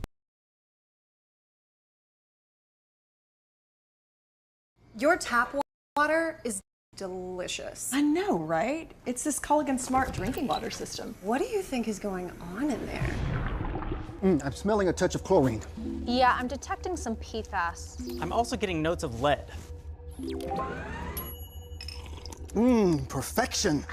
Sending it up. Here we go. Certified to reduce more than 70 contaminants, it's like having your own team of water experts. See the smart difference at Culligan.com. Nearly 5 kilos of cocaine has been seized in a bust. Thousands lined the pier at Seneca Harbor. Race weekend brought thousands to Watkins Glen International. Hundreds and horseheads joined other cities around the country on Saturday for the No Kings protest. Give kids time. Just 5 minutes a day. Ask them how they're feeling. And listen. Kyle just made a decision that would change his whole world.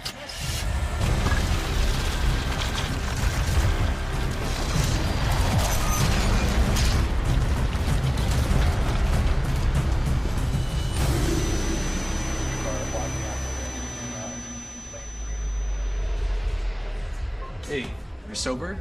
You drive.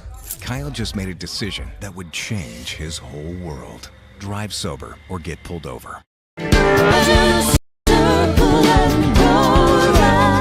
World Youth Clubs provides professional and technical assistance to all our affiliate clubs all around the world. We already have 44 countries that are behind us providing safe spaces for kids, but there are 160 other countries we'd like to reach out to. Yeah. Right, Brad? Exactly. We need you to help fund the World Youth Clubs and make their dream come true.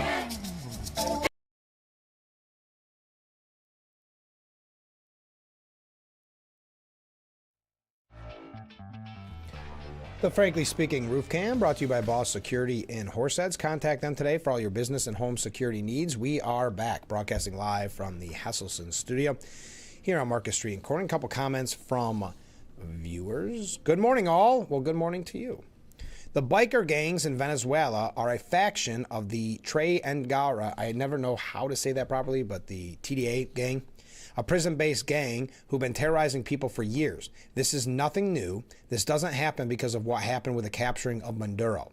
If you look back at some of the reports from CNN, BBC, and others in 2023 and 2024, that's the information to use. Have a good day. Thank you. Bye. Well, thank you. Yes, that's the gang that we talked about so often. And we talked about when Maduro got taken. That was a Tre de Aruga, but I know it's not Aruga. That sounds like an old-time car horn, but it's Aruga.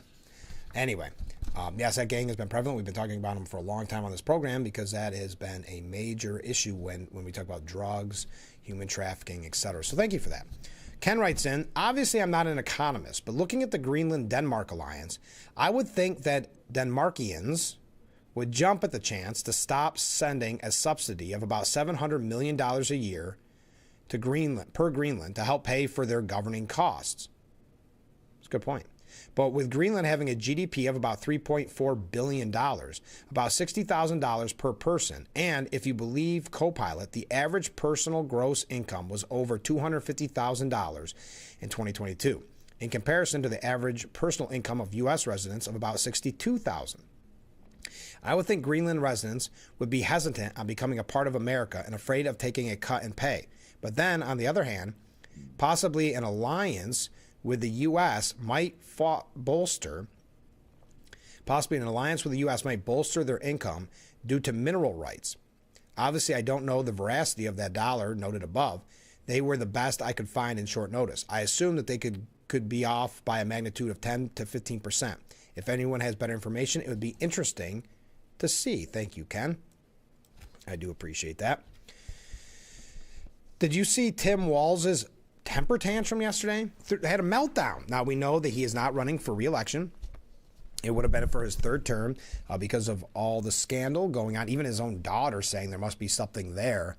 If you don't know who his daughter is, I can't remember her name, but she's kind of a firebrand. She's trying to make a name for herself. She does interviews. She does a lot of like TikTok videos and talks about how bad Trump is and how good her dad would have been and yada, yada, yada. Even she was saying there must be something there, right, for her dad to resign. Well, Tim Walz threw a temper tantrum and pointed the finger at, you guessed it, Republicans, as he hit back at increasing calls to resign. So now it's not so much, and this is coming from a lot of people, it's not just about the fact that he's not running for re-election. It is, hey, resign. You can't do the job. You haven't been able to do the job. The fact that he was even picked, that they didn't scrutinize him a little bit more to put him in as Kamala Harris's vice president is kind of shocking. And you also have got to think that if they would have won, we would never know about this, folks. And there would have been a lot more rich Minnesotans because that money would have kept flowing, and even more so. Think of that. Think of what would have happened. He said, you can make all your requests for me to resign. Over my dead body will that happen, said the tough-talking alpha male Tim Walz. I will fight this thing till the very end to make this state better. And the question I think they need to decide is, when is the guy in the White House going to resign? When does he take accountability for what he did? Because it isn't going to happen here in terms of us shying away from making the state better. Okay, that's a confusing deflection of a statement. What did Trump do? What are you referencing? When is Trump going to resign? When does he take accountability for what he did? What are you referencing? Because you're saying he should take accountability for something he did. So therefore, are you saying you should be taking accountability for something that you did? If you're comparing the two. So let's accept the premise that Trump did something, this unknown something, that he's supposed to resign because of. He should be held accountable for this unknown issue, scandal. Okay, let's accept that premise. So if he should be held accountable, shouldn't you therefore be held accountable if you're comparing the two, right? I will fight this thing to the very end to make this state better. And the question I think they need to decide is, when is the guy in the White House going to resign? When does he take accountability for what he did? Because it isn't going to happen here in terms of us shying away from making the state better. Wow. I think he spent a little too much time with Kamala Harris. The word salads are starting to get a little confusing. Republicans want to tell you this, continuing with Governor Walz. Republican wants to tell you it's too dangerous to walk down the street. Republicans want to tell you there's nothing good that comes out of Minneapolis, St. Paul. Republicans want to tell you everybody with brown skin is stealing money or that they're not welcome here. They want to do nothing to improve this state. Their idea of improving the state is being a parrot for Donald Trump, agreeing to everything he agreed with. It should be noted he was frantically waving his arms as he spoke. I mean, he is very much like a kind of a doofy cartoon character. And I'm not just trying to be name calling. I mean, just look at the pictures. The fact that they thought of him as kind of the answer for young male voters to look towards the alpha male to vote for, and this was it. This is who Kamala Harris's team decided was it. But of course, instead of taking responsibility, instead of talking about the issue at hand, Tim Walz blames Trump, blames Republicans, suggests that Republicans are racist in some way. Is it not? And this is one of the reasons why he's going to be out of a job come election day, because he made this a race issue when it was an issue about fraud. It wasn't the Republicans who did that. The Republicans said, we've got to weed out this fraud. We're talking about billions of dollars. Something needs to be done. And the reason why nothing was ever done is because Mr. Walz and many others were too scared, journalists were too scared to be called kind of anti-immigrant, anti-Somalian, or Islamophobic, I should say. They were too scared of that.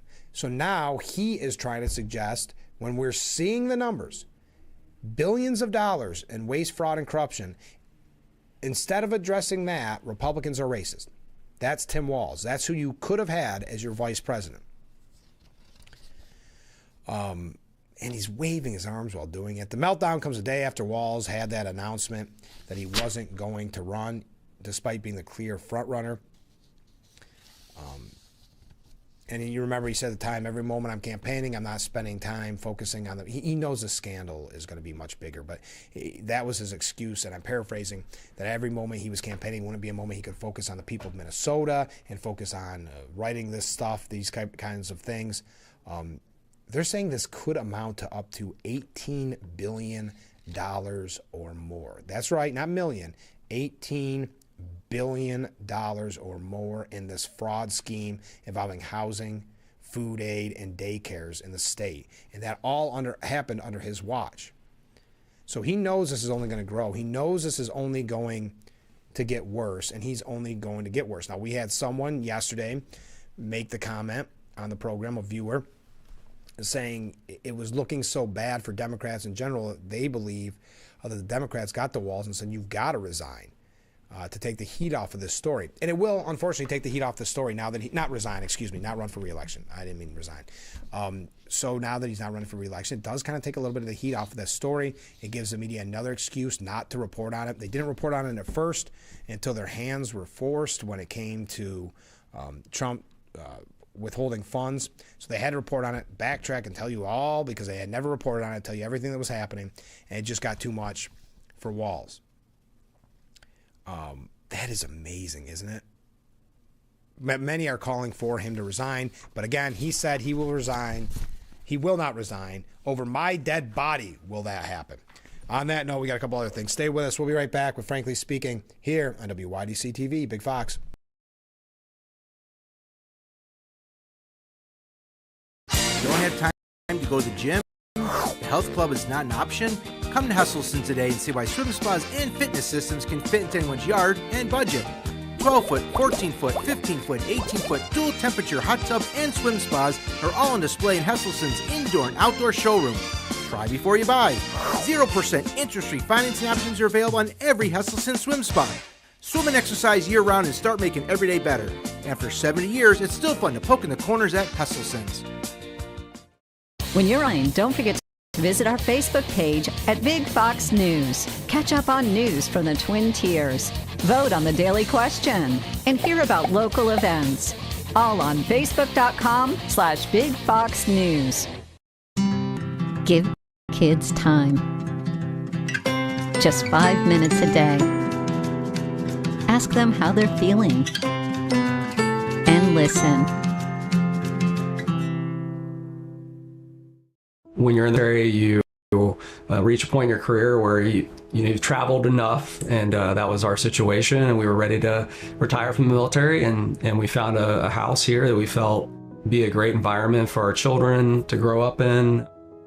The process is, I would say, fairly easy. I've done it 3 times now, so I'm a repeat customer, and my message to veterans, active duty, retired, is that really seriously look at the VA home loan program. It has been transformational to my family because we were wanting to look for a home here in the DC area that we could settle down in, and building equity in the home is a big part of the program. Home for me is family. It's a place where you know your neighborhood, you know your neighbors. It's not just the house, it's really what's around that makes it home.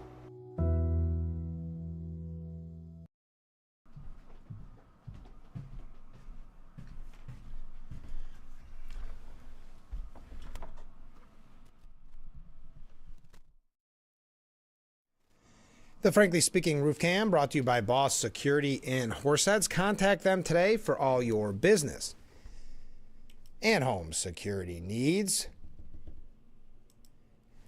We are back, broadcasting live from the Hesselson studio. We're talking about Tim Walz, the U.S. Army veteran and businessman, Kendall Qualls. He's a gubernatorial candidate in Minnesota. So essentially, he would have been running against Walz if Walz didn't suspend his campaign. He said on Tuesday he saw a parallel between the U.S. capture of Nicolas Maduro and the departure of Tim Walz, saying, I can't tell you who is celebrating more, Minnesotans or the people of Venezuela. I think there's a competition there. Taking a little dig at Walz. I can tell you his tenure here, 2 terms, has been an absolute disaster. His first term will be known for letting the city of Minneapolis, one of the crown jewels of our big cities of the country, burn to the ground, as well as the second term of his fraud case we are seeing today. Over his whole time frame, the state has basically declined economically for 20 years, and most recently under his watch. So that is, what was his first name? Kendall Qualls, running for governor in Minnesota. James Comer, House Oversight Committee chairman, accused top Minnesota government officials of being asleep at the wheel at the start of his panel's high-profile hearing into alleged fraud. In Comer's opening statement, he is expected to question whether Governor Tim Walz, Attorney General Keith Ellison, and Minnesota's Democratic leadership were negligent or complicit in the growing scandal. That's a good question. Seems like a lot of people might have made money off this. Minnesota, and if not, let's say they didn't take money directly into their bank accounts. Campaign donations? Minnesota's social services, which are funded by you, the American taxpayer, are being ripped off. The most vulnerable are suffering as a result. The fraudsters, many of whom are from the Minnesota Somali community, have stolen from programs meant to feed needy kids, provide services to autistic children, house low-income and disabled Americans, and provide health care to vulnerable Medicaid recipients. Fraudsters like these take millions to enrich themselves while providing nothing, overstating or outright faking the services. How many children have gone hungry because fraudsters stole money that was intended to provide them with food? How many autistic children were denied services because fraudsters instead sent their money overseas? How many low-income seniors, people with disabilities, or those with mental illnesses were denied access to housing because fraudsters drained resources and pocketed the money for themselves? He said that the revelations that we know are so far are just the tip of the iceberg. Now, that hearing, that's his prepared statement that were, I'm not going to say leaked to Fox. I'm sure they were willingly given to Fox. But this hearing kicks off today at 10 a.m. and it'll feature testimony from 3 Republicans in the state legislature. So that begins today if you want to view that. Now, the Justice Department is surging prosecutors to the fraud-plagued Minnesota area in an effort to crack down on criminals, quote, robbing American taxpayers. That's according to Attorney General Pam Bondi. The Department of Justice is dispatching a team of prosecutors to Minnesota to reinforce our U.S. Attorney's Office and put the perpetrators of the widespread fraud behind bars. We will deliver severe consequences in Minnesota and stand ready to deploy to any other state where similar fraud schemes are robbing American taxpayers. And you know this is happening elsewhere. That's why Trump cut the funding from 5 blue states, 1 being right here in New York. The DOJ is currently engaging in multiple active investigations related to fraud in Minnesota. The department has been involved in prosecuting cases connected to the $250 million Feeding Our Future scandal, which we're going to talk about just quickly next. The DOJ is also probing fraud in the state's Housing Stabilization Services program, intended to help vulnerable people find housing via Medicaid and early intensive development and behavioral intervention programs, which provided funds to assist children with autism. To date, federal prosecutors have charged 98 defendants, of which 85 are of Somali descent, in Minnesota fraud-related cases, according to the Department of Justice. They have issued over 1,750 subpoenas, executed over 130 search warrants, and conducted over 1,000 witness interviews as part of sweeping fraud-related investigation in the North Star State, which have resulted in 64 convictions. Now, the ringleader of the Feeding Our Future scandal was ordered by the judge. This is going to be tough for her. Ordered by the judge to forfeit her Porsche and luxury goods. Now, this was a nonprofit that raised $250 million in welfare fraud. It was a welfare fraud scheme, I should say, $250 million. The ringleader was ordered, this out of Minnesota, was ordered by a judge last week to forfeit her Porsche, designer handbags, and millions of dollars in ill-gotten gains. $250 million. This is one group, the Feeding... What was it called? Feeding Our Future. This is one organization we've heard about. So they received $250 million from you and I, taxpayers, and this person made out like a bandit. Amy Bach, The 44-year-old mastermind behind the Feeding Our Future scandal was found guilty in March on federal charges of wire fraud, bribery, and conspiracy in connection to the nation's largest COVID-19 fraud scheme. Bach, who along with dozens of predominantly Somali co-conspirators, pilfered pandemic relief funds from a federal program meant to feed hungry children in need. Well, she is now awaiting her sentencing for her lead role in the scandal. A federal judge issued a preliminary court order on December the 30th, compelling Bach, who is not Somali, it should be noted, to give up an astounding amount of cash and several of her prized possessions. She was ordered to forfeit, get this, about $5.2 million in funds from her personal nonprofit bank accounts, her Porsche Panamera? I don't know.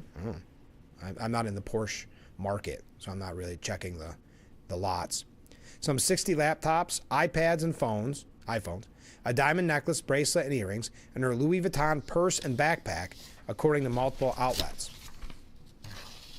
The Justice Department has convicted 57 people and charged 78 defendants in that. Whew. Now, Tom Emmer, Representative Tom Emmer, I don't have time. We'll bring this up when we come back. We got a couple New York State issues. I see a lot of comments coming in, so keep them coming in. I love it. We'll be right back with Frankly Speaking here on WYDC TV, Big Fox. This isn't your father's library. Create with the 3D printer. Release your inner audio engineer or sewing machine riddles, all with your library card. Go to getyourlibrarycard.com today. Give kids time. Just 5 minutes a day. Ask them how they're feeling. And listen.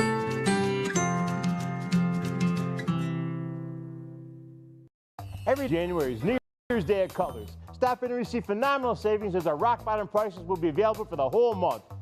We have pallets of 6, 12, and 20 mil LVT in stock starting at $1.99 per square foot.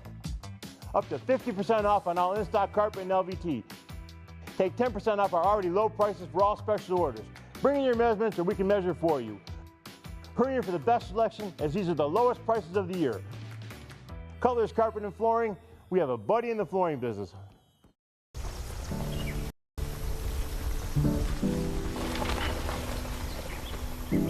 Sophia A., grade 4, absent, because transportation was absent.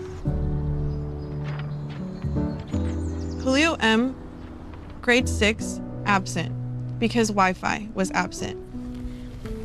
Maria J., grade 12, absent, because childcare for siblings was absent. Jacob O., grade 12, absent, because housing was absent. Aisha S., Olivia H., Darren L., Cole W., Preston L., absent. Absent. Absent. Absent. Because healthcare, anti-bullying, Mental health support was absent.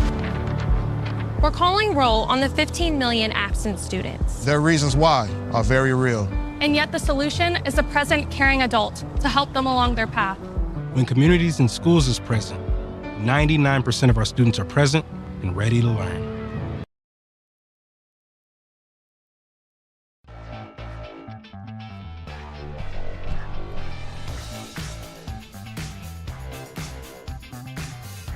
The Frankly Speaking Roof Cam, brought to you by Boss Security in Horseheads.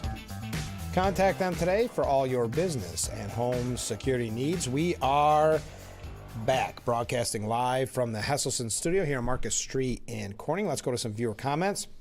Good morning, all. Well, good morning to you. Someone should tell Tim Walz what the weather is in Caracas, Venezuela today. It's going to be up to the 80s. After all, he may want to move there and start a daycare center. I wonder how that would work out. Have a great day. Well, thank you. I appreciate that. You have a great day as well. Comment, and this is really nice. Comment from a different viewer. Frank, I am so thankful for your honest reporting and support our show. God bless you and support our show. I like that. It is our show. It's all of our shows. Thank you for that. I do appreciate that. That's very kind of you. You make my day. God bless you too. So Representative Tom Emmer said $9 billion. That's the estimated amount of taxpayer dollars stolen via fraud schemes in Minnesota under Governor Tim Walz's watch. To make matters worse, the U.S. Treasury Department uncovered that millions are being diverted to Somalia and inevitably landing in the hands of al-Shabaab terrorists. And now he goes through the quick rundown of where some of this money went. But he said the fraud has been so brazen. This again, Representative Tom Emmer. The fraud has been so brazen and widespread, it's impossible the Walz administration didn't notice, including his lieutenant governor and attorney general. I, along with my fellow Minnesota Republicans, have been sounding the alarm on this issue for more than 3 years, but we were met with nothing but lies and inaction by Minnesota's Democratic senators, the Biden administration, and their allies in the media. Then he lists all those that should be held accountable. Secretaries or not accountable, that who are, let me take a step back. This is what he said. Secretary Noem, Besant, Duffy, Turner, Rollins, McMahon, Chavez, DeReamer, FBI Director Patel, Administrator Loeffler, Dr. Oz, Stephen Miller, etc. My friend Chairman James Comer of the House Committee also announced 2 hearings in the upcoming weeks with Minnesota state officials, Governor Tim Walz and Attorney General Keith Ellison, to help expose these failures, identify solutions, and deliver accountability. Last week, the Small Business Association announced that they banned Minnesota fraudsters from all SBA loan programs. The Department of Health and Human Services recently froze federal child care funding for the state of Minnesota due to fraud. I'm also looking into drafting legislation that would denaturalize and deport any Somali who engaged in fraud. Let me be clear. Tim Walz dropped out of the Minnesota governor's race. It does not exempt him or members of his administration from accountability. Those who are criminally complicit need to be carried away in handcuffs. The Somalis who engaged in fraud need to be denaturalized and deported, and Congress must follow up with legislation to ensure this level of fraud can never happen again. The American people are outraged, and rightfully so. Minnesotans deserve better. Now, thanks to President Trump, accountability is finally here. Can you imagine? This would have been ongoing. If Tim Walz would have been vice president, Kamala Harris wins. Can you imagine what that fraud would have looked like this year, next year? I mean, we're already talking $9 billion. Imagine how that would have grown from, we saw from the Biden administration. They had no problem throwing around money. Corey Brooks says the Minnesota fraud scandal exposes how entitlement culture is crushing the American dream, saying we must punish those who exploited the dollars of the American worker with such impunity. Let them become an example to the rest of us. This is one necessary step we must take if we are truly going to restore and repair the American dream. All right, we've got some statewide issues, some local issues. Your thoughts on do you believe Governor Hochul actually spoke with Trump about Maduro? Do you think that Mamdani did? We have a couple Mamdani things here. But one last thing before we go, and this is a local issue, and then we're going to talk quickly about a couple New York State issues, but let's focus on the positive for just a moment. Pro-Action of Steuben and Yates Incorporated. They are proud to announce that they achieved gold status in the National Community Action Pathways to Excellence program.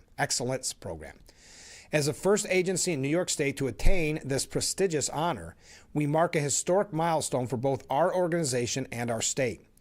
The Pathways to Excellence program, developed by the National Community Action Partnership, is a nationally recognized initiative that promotes excellence among community action agencies across the United States.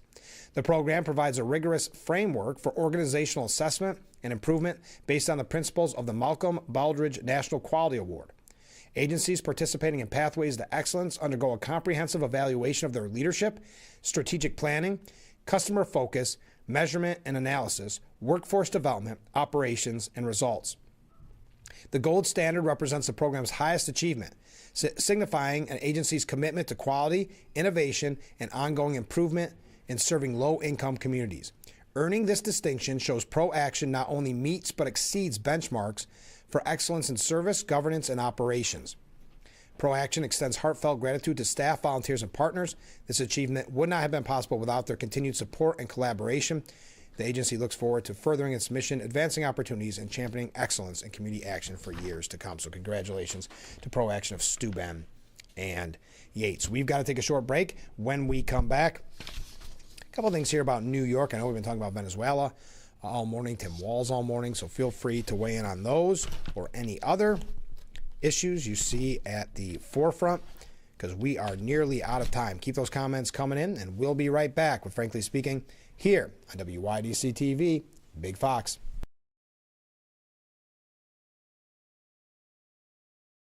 In the heart of nature, collisions happen when you least expect them. Deer hits can turn a tranquil drive into a chaotic moment. When the unexpected happens, turn to Scott's Collision. At Scott's Collision, we understand the frustration of unexpected encounters with wildlife. From dents to more extensive damage, we've got you covered. When nature and your vehicle collide, trust Scott's Collision to bring it back to life.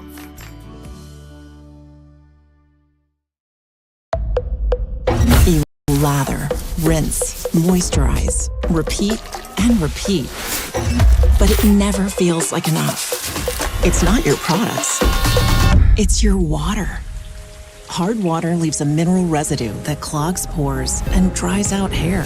Culligan water softeners remove damaging minerals, revitalizing brittle hair and dry skin. Upgrade your shower and skincare routine with Culligan, water you love.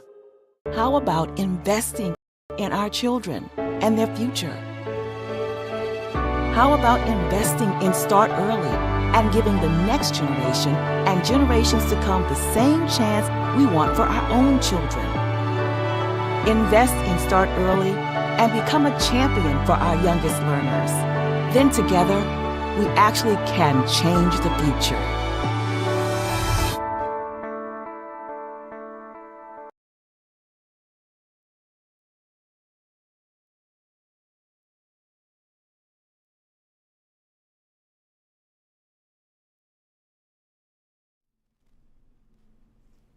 The Frankly Speaking Roof Cam brought to you by Boss Security in Horseheads. Contact them today for all your business and home security needs. We are back broadcasting live from the Hesselson studio. A couple of viewer comments here. Rick writes in, says, good morning. Good morning, Rick. Excuse me. I'm watching Trump talk to must be Republicans in the Kennedy Center. He has totally lost his mind. What is he talking about? Jumps from one thing to another. I've never seen such an exhibition. Really. Trump keeps saying the 2000 election was rigged and Biden was the worst president in history. Actually, the most unpopular is himself. Look in the mirror, Donald. Well, Donald, seeing that it was January 6th and you failed to steal the election back in 2021, you should talk to Maduro to find out how to criminally stay in power. Maduro has one up on you, Trump. I like that you're using Jasmine. Who came up with it first? Jasmine Crockett or you, Rick? Jasmine Crockett using the same argument on The View? Just curious. Just interesting. Why invade Greenland? Well, to steal their natural resources. How about doing it right away, the right way? Invest in recovering the resources the right way. Put some more military resources up there to deter China and Russia if it's such a big deal. Or is it about the minerals? Doesn't look like the European countries want you up in Greenland, just like I said in the previous comment. Countries uniting to become a threat to Trump's thievery. Besides, aren't Denmark and Greenland in NATO? Hey, we're taking bets on who in the know placed a $32,000 bet that Maduro would be out of power. They were correct and cashed in almost $500,000 on the bet. I hope that they find out. It's difficult for me to imagine anyone in the Trump administration would pull such a stunt. My lands have a Trumpy day, Rick. That's interesting. I read that about because now it's raising a question about insider trading in these, not insider trading, I guess insider trading, but in these markets, these gambling markets, because someone must have known, right? It was done the day before. Who that is, I don't know. But of course, we talked about it with having prior knowledge when it comes to stock trading in Congress. I know there's a lot of people fighting that in Washington, but having that insider knowledge to make a fortune. We talked about it before with Nancy Pelosi, and there's so many others, but Nancy Pelosi, even, I don't know if it came from stocks necessarily, but we've talked about Ilhan Omar lately with the Minnesota fraud, that she went from being broke when she first got there to having $30 million in her bank account.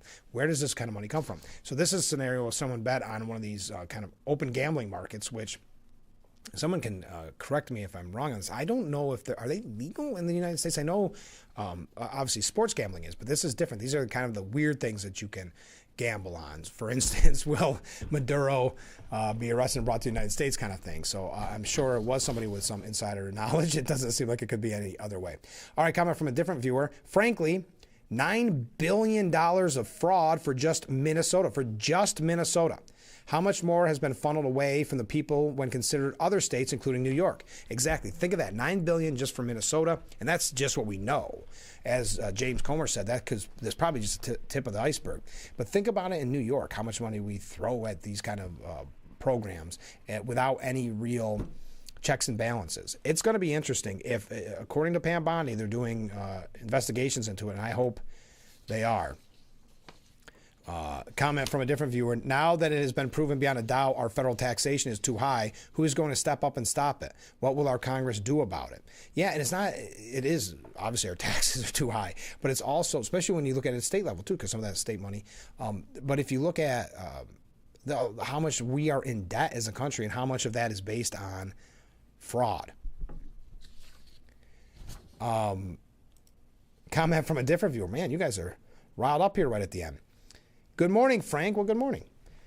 I'm having another Trumpy day. S&P 500 at an all-time high yesterday, but not a word from the media. Well, you just heard it here. The word is here on this media outlet. Thank you for that. I appreciate it. Hey, as an update, we know Elise Stefanik dropped out of the race, so it looks like it's just Bruce Blakeman.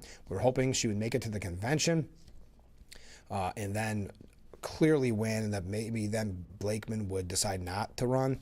That is not the case. We are where we are at. But New York Republicans will meet in Garden City on Long Island in February to hold the party's statewide nominating convention. Republican county chairs, state committee members, party activists, and local supporters will meet at the Garden City Hotel in the Nassau County Village February 9th through 11th to conduct official party business and nominate candidates they hope can break a Democratic stranglehold on state offices. This election cycle, the race for governor, is the biggest contest in New York that voters will decide, along with the state's other non-congressional statewide offices, lieutenant governor, attorney general, and state comptroller. The convention will be in home territory for Bruce Blakeman, the perceived frontrunner after Stefanik suspended her campaign. At this point, Brooklyn lawyer Karam Dara is running as a Republican for attorney general. Biotech entrepreneur and Cuban-American immigrant Joseph Hernandez is running for state comptroller. For the first time ever in 2026, candidates for governor will form a joint ticket with their lieutenant governor pick ahead of any primary. Before state law in 2025 changed this, the state held separate primaries. Yes, in theory, you could have had a Republican governor and a Democrat lieutenant governor. There is a really interesting piece. Do we have time to get to it? Prosecutors are demanding a change to New York State's Raise the Age law. As Hochul weighs the proposal, we know this has ruined a lot of countless young people's lives where they aren't getting in any trouble, so gang members are recruiting them. It's a tragic scenario. We talked about it numerous times on this program. Well, they're demanding a change in Raise the Age. But Hochul is set to lay out her 2026 policy agenda in her State of the State on January 13th, and she said she was willing to look at Raise the Age, but has since remained mum about following through, so we will see. All right, stay with us. Our last break coming up right now, and then when we return, your last second comments and wrapping up quickly.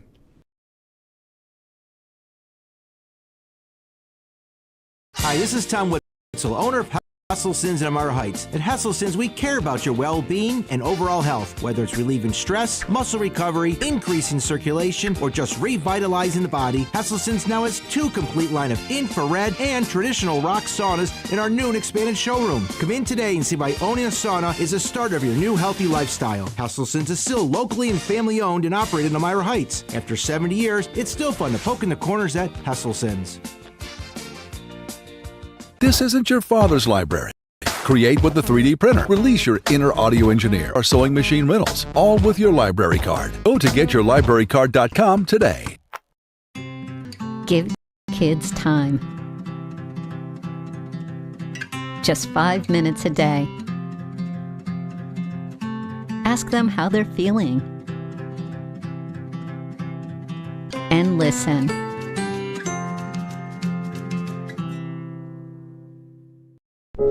I'm a different kind of threat. You can't call the cops on me. I don't even have to break in. I'm invited.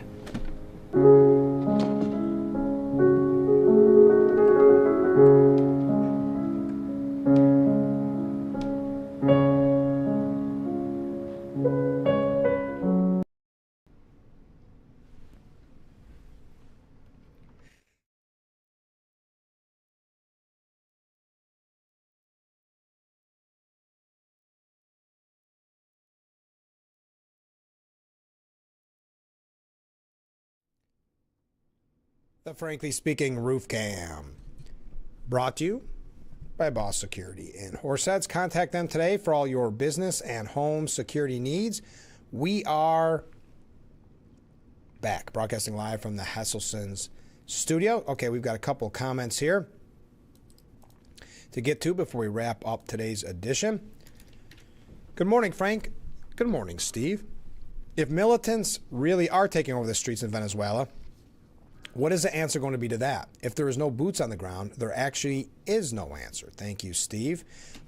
As many have said, that's really gangs that are already roaming the streets in the past is now just kind of being weaponized to root out what they're claiming as kind of anti-Maduro or pro-Trump Venezuelans. Okay, Ken writes in, Frank, it is a travesty that Doge is mostly disbanded. I was so happy when they started and confident that they were going to achieve Musk's target of over $1 trillion of fraud and abuse. I assume that Doge was stopped mostly due to pressure and threats from both sides of the aisle who saw their gravy train leaving the station. That said, Walz will never be held accountable. Several low-level people will pay a price, but that's it. I agree. And I think now that he's agreed not to run for re-election, even some in the Republican Party will say, well, that's all done. There's no sense looking at Walz. We just got to get to the bottom of it. Unfortunately, I know Comer said differently, but I'm a little bit on your side there, Ken. A lot on your side. When a little bit of jaded there, if anybody will be held accountable. Hey, Climate Fact Friday, Bob sent in a comment. Good morning, all. Well, good morning, Climate Fact Friday, Bob. Today's not Friday. To all the people who are pro-wind solar power, it seems these same people are bashing Trump for securing more oil and minerals are totally uninformed.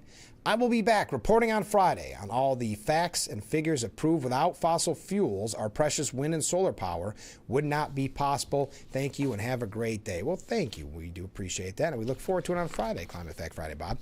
There is a piece at the New York Post saying, beware of a stealth bid to steal a New York GOP House seat. Acting Manhattan Supreme Court Justice Jeffrey Perlman is hearing arguments in a lawsuit over Representative Nicole Malliotakis' Brooklyn Staten Island district, with Governor Hochul conspiring to override an electoral map she herself signed into law in 2024. The plaintiffs in Williams v. Board of Elections argue the state's 2024 Voting Rights Act requires a district that gives black and Hispanic voters greater influence.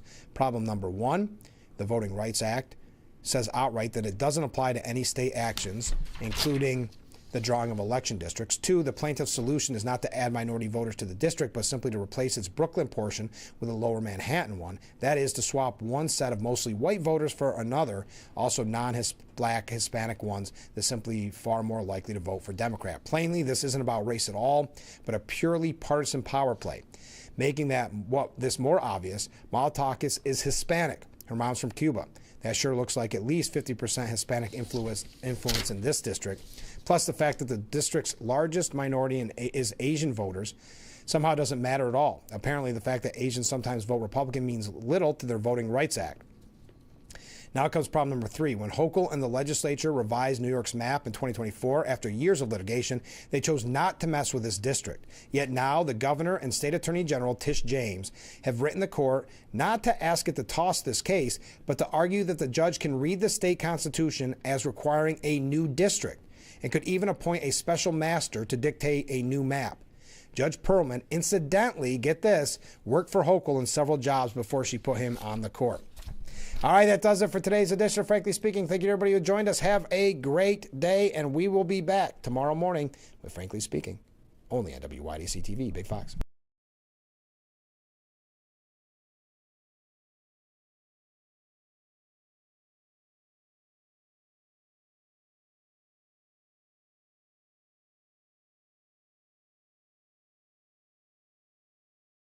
Your tap water is delicious. I know, right? It's this Culligan Smart drinking water system. What do you think is going on in there?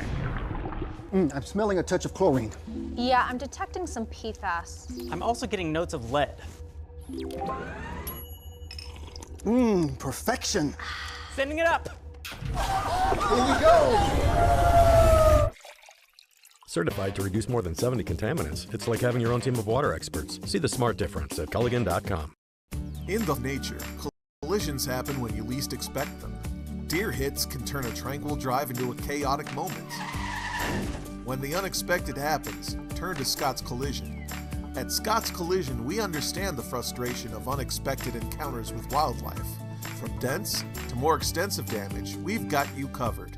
When nature and your vehicle collide, trust Scott's Collision to bring it back to life.